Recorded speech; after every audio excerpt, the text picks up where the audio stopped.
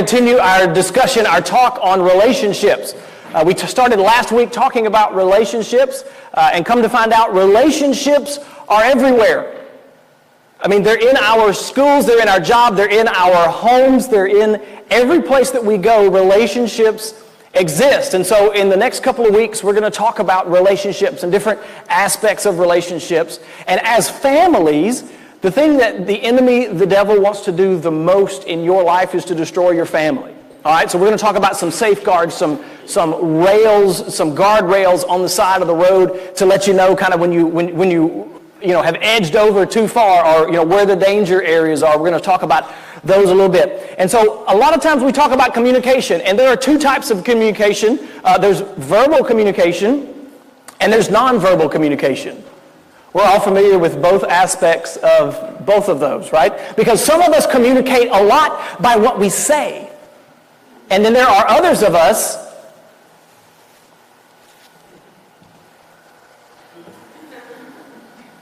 we communicate by what we do. And we all have that parent, right? I mean, the parent that can give you the stink eye. My mom's not in here this morning. She's across the way, so I'm going to tell a story. My mom's stink eye is so strong, you could see it through sunglasses.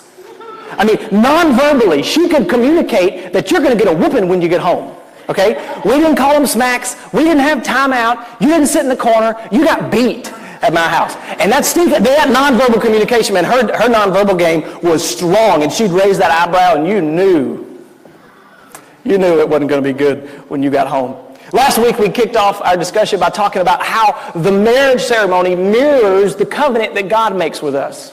And how as the groom stands up here, he's the one that has pursued the bride, and he has gone out and he has waited, and he has, wooed her and wined her and dined her and done all these things to garner her love. And God is that groom. God is the individual standing up here, and he's pursuing you and he's pursuing me. And so that's the picture of the marriage ceremony. It mirrors that. And we talked about the aisle. Remember this? We talked about the aisle, and we said how the aisle symbolizes the Old Testament covenant, where they would literally, they would put their backs to back, together, and they would walk through this pool of blood between two halves of dead animals. And we said that was the walk of death. Well, I brought some pictures for show and tell today. This is the picture where I took the walk of death. That is actually the carpet that's leading right down to the wood floor where my life ended. And then blossomed beautifully like a phoenix from the ashes. But that's the walk of death. And then here we are coming back up the aisle. I had no idea what I was getting myself into. But there we are, a happy couple. It's all going great. You see my dad there in the background. We're all smiles. This picture is a toned-down recreation of what happened a week after we got back from our honeymoon. It's not exactly, but if you'll show it to us.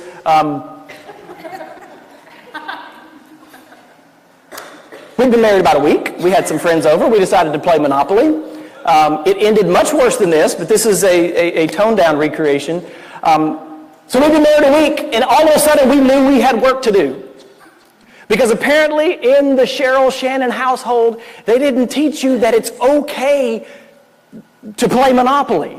Right? Because every family has a different set of rules about how they buy the houses and who trades property. And, in one of our households, in one of our families, everything is above bar, right? Okay, so you tell everybody, you explain every move you're going to make. At the other one of our households, everything's done under the table, and it's done quickly, and it's done hush-hush, and you move the game along, and, those kind.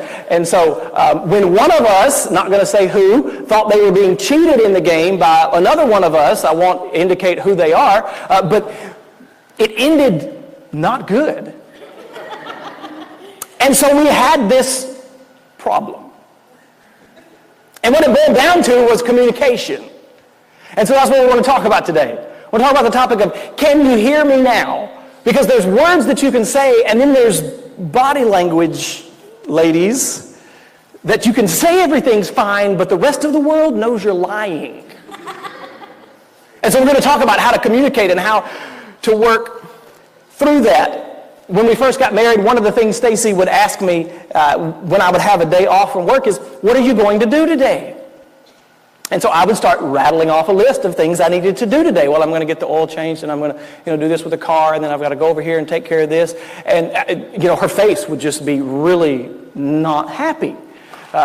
And what I learned over the years is she wasn't asking me what I was going to do on my day off. She was asking me what I was going to do for her on my day off. Because she had this laundry list of things that needed to get done, and I needed to go help her. And by help her, it means just go watch her. Okay? If she's going to go get her nails done, I have to sit up there in the front of the little stinky place and watch her. Okay? And so somehow that communicates love to her. I don't understand why, but it does. So, whatever. I'll just shut up and go with it now. We've been married 8 years, and that's marginally long enough to say, yes, ma'am, whatever, and just go along. So, guys, wouldn't it be easier if women would just tell you what they wanted? If they would just tell you. Okay, so here's our first observation today. Are you ready for this? This is deep. It's super spiritual. Women are hinters. Men are hunters. Women hint at what they want. Oh, well, wouldn't it be nice? I saw this thing on the Lifetime channel where they were walking through the park one day. Like, if you want to go to the park, tell me you want to go to the park. And we'll go to the park. Don't hint to me, and because you want it to be my idea, because guess what? It's never going to be my idea. Just for crying out loud, tell me, men, we're hunters. Have you ever seen a guy standing in the grocery aisle looking at a can of spaghetti, looking at the ingredients on the back of the can? No. Guys, we are like down the aisle, we're hunting, boom, spaghetti sauce, in the cart, we're going so fast that if we need another one, we have to make a second lap down the aisle and grab another can of spaghetti sauce because we're in, we're out, and we're ready to get on with it. Women are hinters, yeah, woohoo. Men, we're hunters. Women want us to take initiative, guys. They want us to be proactive, and that's not in our nature. Because in order to show them that we care about them, they want us to have thought about the idea before they thought about it, which is not even possible. I mean, even if you're a mind reader, you can't read somebody's mind preemptively in advance, okay? But that's what they're expecting. So ladies, maybe your expectation is too high. Guys, maybe our action on ladies' thoughts is too low. So we're going to talk about that. There's another thing we're talking about. Men are solvers. Women are censors. Women get the brunt of this every time they go and they talk to a guy about a problem they have. Because about 3 sentences into it, guys, what are we ready to do? We're ready to bust somebody in the face. We're ready to fix it. Okay? Women are censors, and they talk about things, and as they talk through things, a lot of times they'll talk themselves into the solution. So guys, the best thing you can do is shut up. Let them talk. Let them sense their ways through it. Guys, we're solvers. Women, a lot of times you could help us by starting off and saying, I don't want you to fix it. I just want you to listen. Okay? We don't take hints very well. So if you would just tell us you don't want us to fix it. Because our nature, man, we're going to spring in and we're going to jump off and we're going to try to fix it. And the last difference that I want to talk about before we jump in is men are tight-lipped, women are talkers. All of these are generalizations, okay? I know some gossipy guys. And I know some women who you can't get a word out of them edgewise. They're really hard to find. They're in the Amazon somewhere way deep back in the rainforest. It's like a 3-day flight and then a 2-day hike, and but you can find them. Men are tight-lipped. The average man says 12,000 words a day. So when I leave church on Sunday morning, I'm done. Like I've communicated everything I have to communicate for Sunday and half of Monday. Women speak on average 24,000 words a day. So what does that mean? That means you wake up, you make your coffee, you get your kids off to school, you both go off to work, or one of you goes to work, and one of you keeps the kids, or however that works. And then you come home at the end of the day, and generally the man has used his 12,000 words. The ladies still have half a tank. That's why, guys, when you walk into the kitchen or when you're at home and your wife comes in, I mean, it's just like da-da-da-da-da-da-da-da-da-da, we were talking about something the other day, and Stacy she was like, oh, do you know the kids? They spilled something on the back seat back there in the car. And I was thinking, Joe down the way? Joe cleans cars. Oh, and Joe's wife, she's in the fabric circle. Maybe we should get some fabric and we should cover those seats back there in the back. And Joe's wife, she's in the fabric circle. And her cousin up there, he works at the auto shop. So maybe we could get some fabric. We could get them to clean the seats and then we could recover the seats. And yet, I'm like, you went to Sonic today? You lost me and we spilled something in the back seat. Women are talkers. Men, we are tight-lipped. So is it any wonder why in relationships we have difficulty with communication sometimes? Because opposites attract. And there's two totally different people in this relationship. And you say, okay, I'm not married yet. Great. Listen, take notes. This will be beneficial.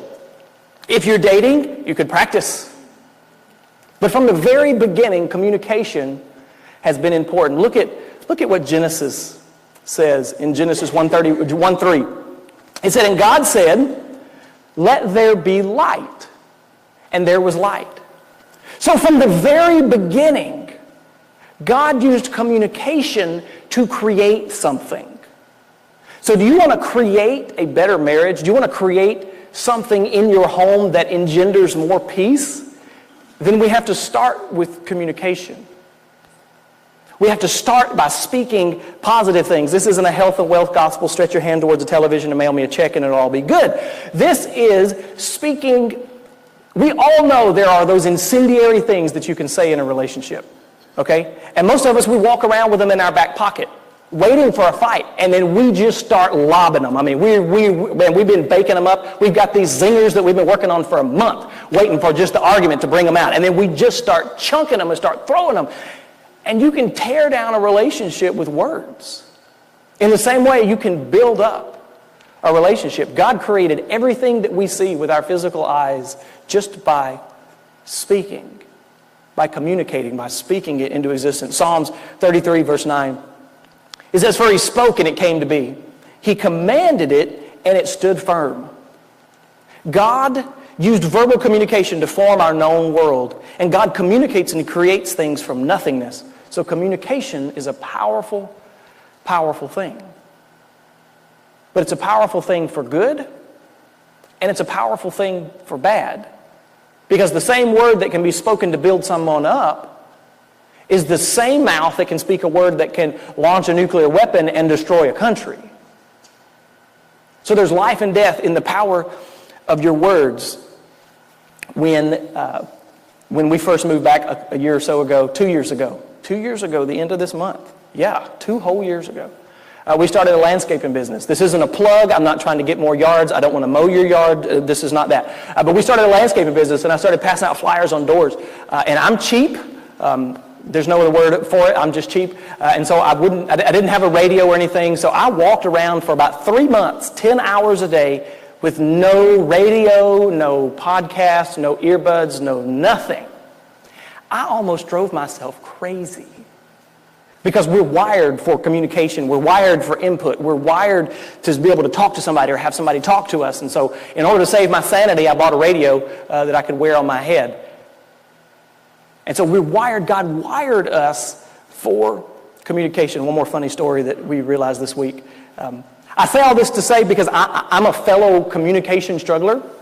Like I can get up here and I can talk about things because I have notes that I have worked on for a week. But when I get in a personal conversation with somebody and I don't have notes that I can fall back on, it gets ugly really fast. I hate talking to people on the phone because I can't get a read on what their body language says. I don't feel like I know what's going on in the conversation. And so now I'm just killing time trying to find my notes turned off. So this person that we mowed their yard was named Bob. And so Bob, friend requested us on Facebook, first and last name matched. And so we were friends on Facebook for a while, and so I'm like, okay, this is great. And then last year, they posted something about how they hated their yard, and they hated grass, and all this stuff, and I'm like, I have mowed your yard for 2 years, and you've never... I'm like devastated, right? So I worked extra hard last year for this person, trying to impress them, okay? You know what I realized this week? Bob wasn't the Bob that I worked for. So I had built this whole thing up in my brain. And I lived a whole year in fear of Bob. Bob was never even mad at me. Last year I should have just called Bob and said, hey Bob, are you upset with something? And I would have learned then, but no, I decided to fret about it for a year. How many times in a relationship have you done that?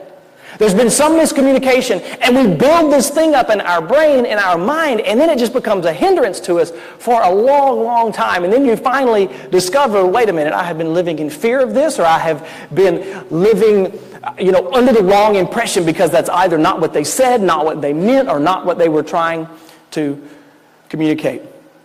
So here's what we're going to talk about today.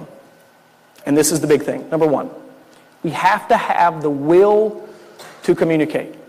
And usually what we do is we pick one passage of Scripture and we unpack everything from that. Today I want to take an idea, I want to take a concept, and I want us to look in the Bible where the Bible speaks truth into this concept of communication. But listen, communication has to be a strategic decision. You can write that down if you want to, because that's good. Communication is a strategic decision. It's something that you have to decide that you're going to do. Communication doesn't just naturally happen. Well, you have to have the will. You have to decide that you're going to communicate.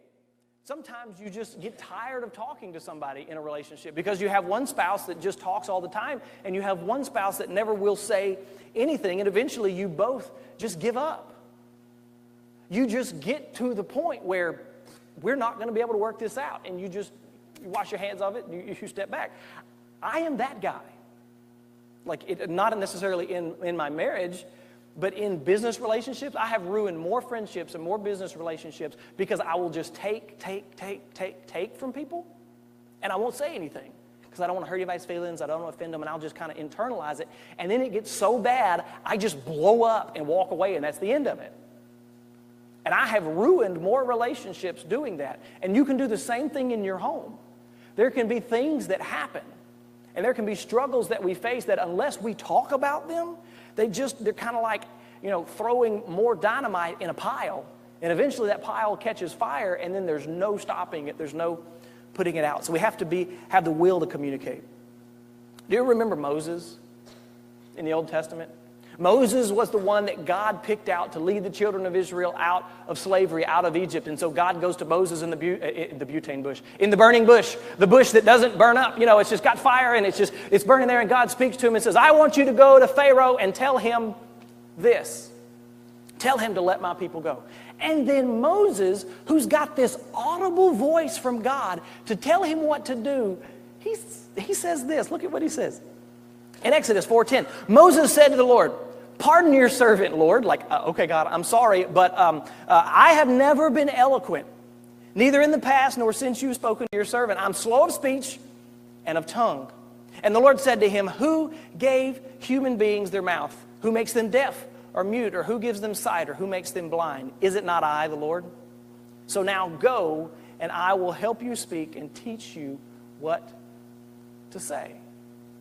So here was Moses, and God was going to use him to free the people of Israel from slavery in Egypt. And Moses' excuse is, I can't talk good. I have used that excuse in a heated discussion, otherwise known as an argument in a relationship, because some people fight better than others. Some people can think of things faster to say. I have notes. I can talk to you. If I'm in a discussion with you and we're debating something, I am an idiot. We'll leave that conversation, and 20 minutes later I'll go, man, that would have been good. And a lot of times in our discussions and when marriage hits a road bump or when a relationship hits a road bump, we just say, it's not worth it. But what did Moses do? Moses went to God and said, God, I'm not a good speaker. And God said to Moses, hey, dummy, I'm the one that gave you the mouth. I will tell you what to say. And so here's the thing to know. In a relationship, if we're going to have good communication between us and our spouse or us and our coworkers or us and our boss or neighbors or kids or whatever, we also have to have good vertical communication with God. Because it's in those moments that God will either tell us to shut up or will give us the things to say. And remember, words can either build somebody up or they can tear somebody down. And so in those moments, you don't want to be speaking things that aren't the right things to say because you could destroy a relationship with words. And so words are important. And we have to have the will to communicate. Okay, here's the big point. And you're going to hear this and you're going to go, man, this is so mind-numbingly stupid. I got it. Okay, good. You ready? Make time for talk time. Take time for talk time sounds better, but take it means get it when you can. This means make it. In any relationship, at a job, every so often you have a periodical review Or somebody sits down with you and they talk about the business relationship that you have because you're working here, the things that are working, the things that aren't working. And the same is true in a relationship. You have to have time. You have to sit down with somebody and you have to communicate with them kneecap to kneecap, eyeball to eyeball. And here's the big thing. You can write this down. It's not in your notes, but here it is. Put your phone down. Because so often, I don't even have mine. Here it is. So often we talk to somebody or we have our nose glued to the screen of our phone. And somebody's talking to us and we're just agreeing with them, getting them to shut up so we can check the latest Facebook status update. Can I tell you something? Hopefully, prayerfully, your spouse will be here in 10, 20, 50 years. Facebook will be old news in 15 minutes. And so are we choosing to build a relationship with somebody, something that doesn't exist, that's not real? And I'm not against Facebook. I use it. I think it's great. But a lot of times our focus is here and the person in front of us is just peripheral. Whereas we should use social media as this thing that's just peripheral and engage with people that are in front of us. And so we have to make time for talk time. You know, I said a while ago that ladies only use about half their words by the time that, you get together after the end of your workday. When I get home after work, Stacy is ready for a conversation that doesn't involve he hit me, get off of her, sit down, shut up, and Cheetos. Like she wants some adult conversation. And I am not an adult. And so I have to sit there and pretend, and that's the hardest part. Like listening, I can do that. But pretending to be an adult and provide good feedback in that conversation, I struggle with that sometimes. But we have to take time for talk time. Now, I hear what you're saying. You don't know how busy I am. I can tell you, you are not too busy to invest in a relationship that matters. You have to make the time. A surefire way to stay out of the ditch is to have the will to communicate and to make time for talk time. The Bible says in Galatians 4:4-5, it says, "But when the set time had fully come, God sent His Son, born of a woman, born under the law, to redeem those who are under the law, that we might receive adoption to sonship." Think about this a minute. God, the maker of heaven and earth, stopped His busy schedule to send Jesus to this earth for you. He made time for you. The least that we can do is make time for Him and make time for somebody else. We are not more busy than God, I guarantee it. Because just between my prayers, bother Him every 4 seconds, yours have trouble getting in edgewise. God, that was a joke. Thank you. We'll edit in laughter afterwards. But God is busy. And God took time. He made the time. He sent us Jesus. And you're not more busy than that. So we need to invest time in things that matter. All right, number 3 or number 4. I don't know where we are. Communicate creatively. Now, we have all seen those people, the people that do the "will you go to prom with me" signs, and they've been all creative and they've done all this stuff. They spent hours on Pinterest trying to figure out how to, arrange rose petals to mean something. And, there's all this creative stuff out there. Guys, we're not naturally creative. But you used to be. When we were dating or when we were trying to pursue somebody, we were creative. We were romantical. We thought of heck, we would sit on the phone with somebody and just listen to them breathe. Remember those people in 7th grade? It'd be like one time I was on the phone with somebody that I was talking to back in the day. I fell asleep in the middle of the phone conversation just because I was sick of listening to them breathe. I just couldn't handle it anymore. But that's what, we would do it. We would spend time with people. And we used to be creative. You know the reason we don't communicate a lot of times? Because we're boring. It's the same old thing. What if you just took your conversation outside?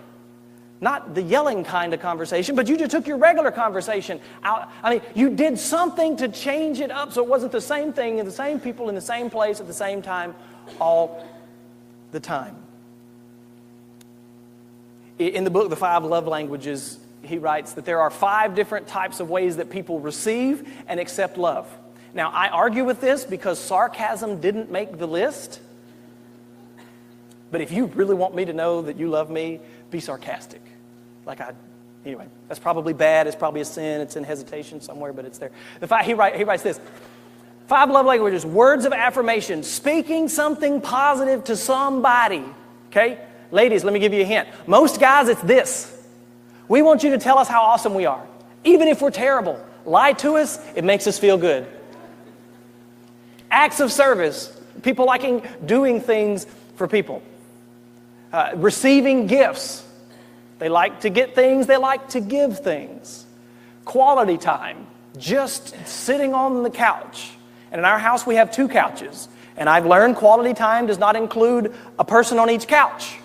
Like you have to be within arm's reach of that person for it to count. And I have wasted all this time thinking I was investing quality time, and I had my proximity wrong. And the last one is physical touch. And guys, this is not what you're thinking.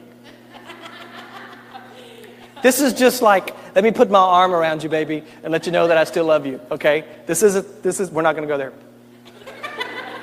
But we give love and we receive love in these ways. You can go find an online quiz. It's the 5 love languages. Go. It's free. You can answer some questions, and it'll tell you which ones you are. You may be married to somebody with more than one. You may be married to somebody with all of them. But sometimes, as the communicator, we feel like we're communicating love to someone, but maybe we're using a language that they don't care about. Maybe there are words of affirmation, and we think that if we give them a gift, it will let them know that we love them. And all they want us to do is just tell them, hey, moron, I don't hate you. I love you. I care about you. And we need to work on this. We need to work it out. We need to work through it. So we're talking about being creative. Look at what Solomon writes about his new bride in the Song of Solomon. Guys, go home and read this to your wife, your spouse, your relational person. Ladies, you'll enjoy this. You ready? Song of Solomon 4, verse 1. He says, how beautiful are you, my darling? How beautiful you are. All the ladies said, amen. Your eyes are like doves behind your veil. Your hair like a flock of goats that have descended from Mount Gilead. Your teeth are like a flock of newly shorn ewes, which have come up from their washing. I guess they're white. I don't know. All of which bear twins, and not one among them has lost her young. You still got all your teeth, babe. You're hot. Translate. All right, number 3, verse 3. Your lips are like scarlet thread, and your mouth, it's lovely. Your temples are like a slice of pomegranate behind your veil. Your neck is like the Tower of David. I don't know, wrinkles, rocks, bricks, I don't know.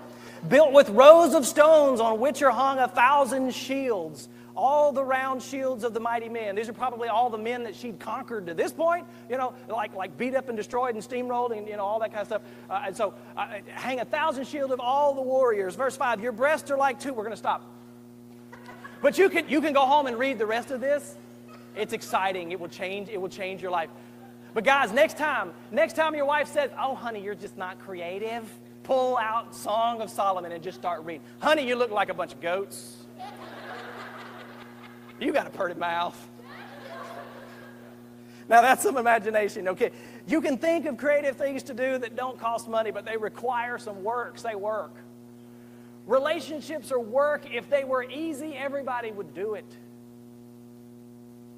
But it's work. It takes work. And it's not just work on one person's part. It's work on everybody's part.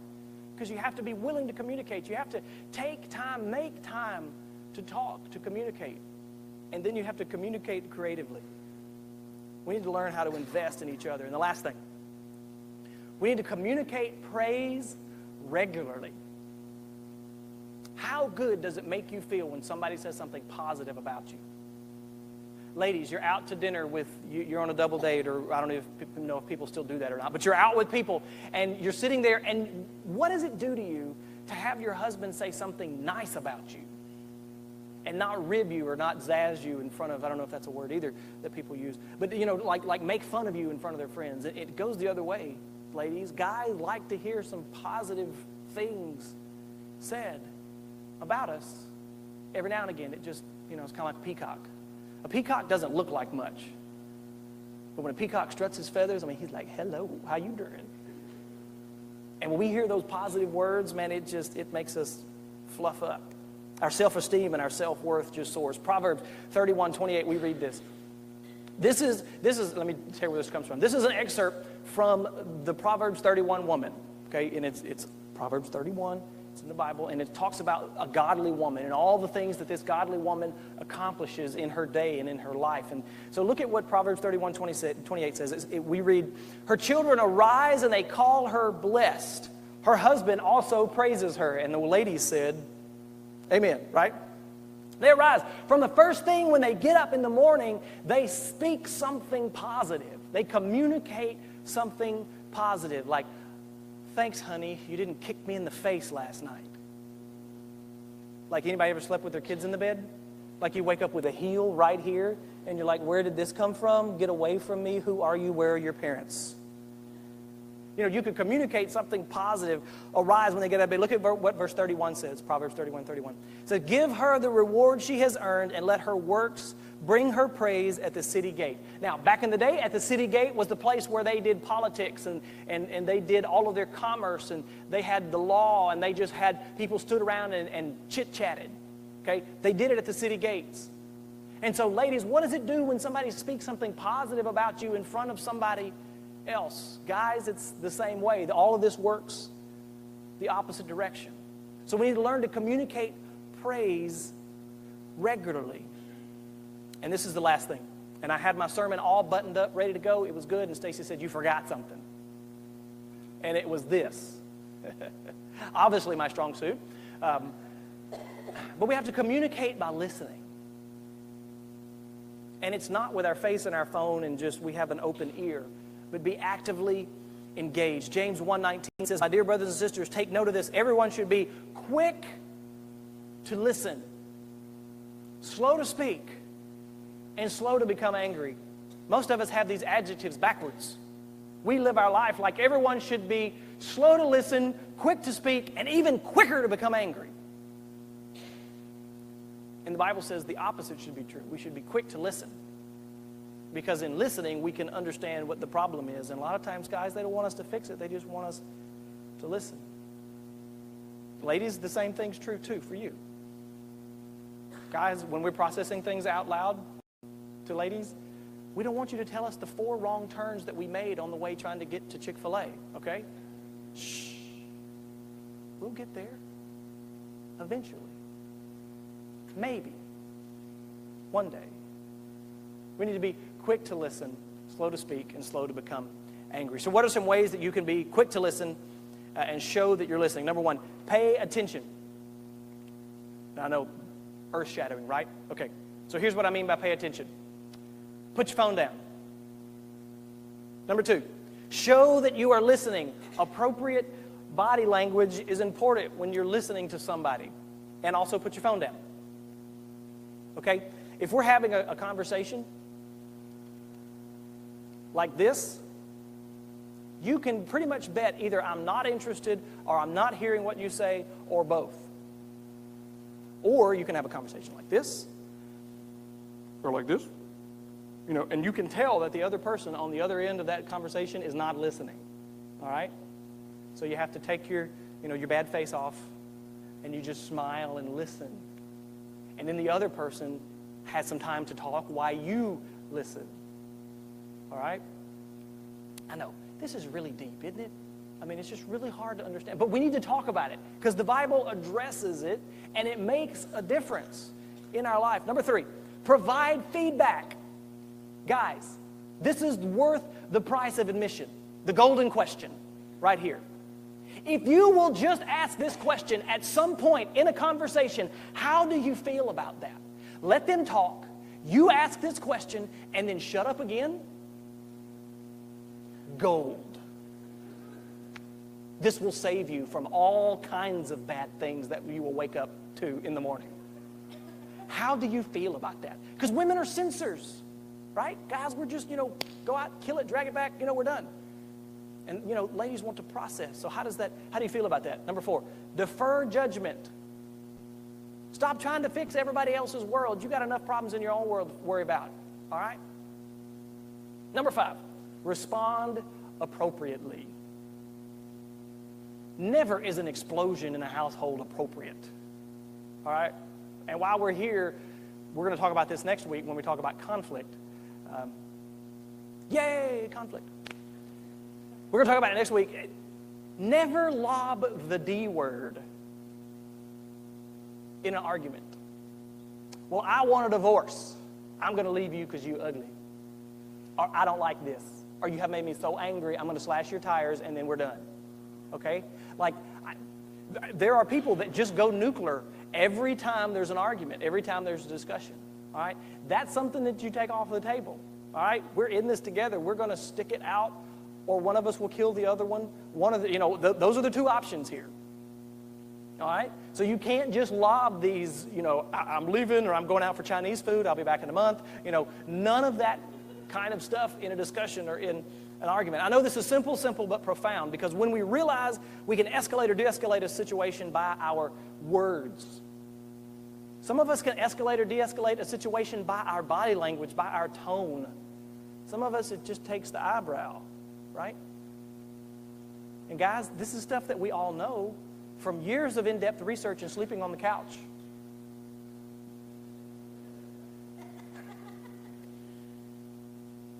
We know the things not to say and the things to say.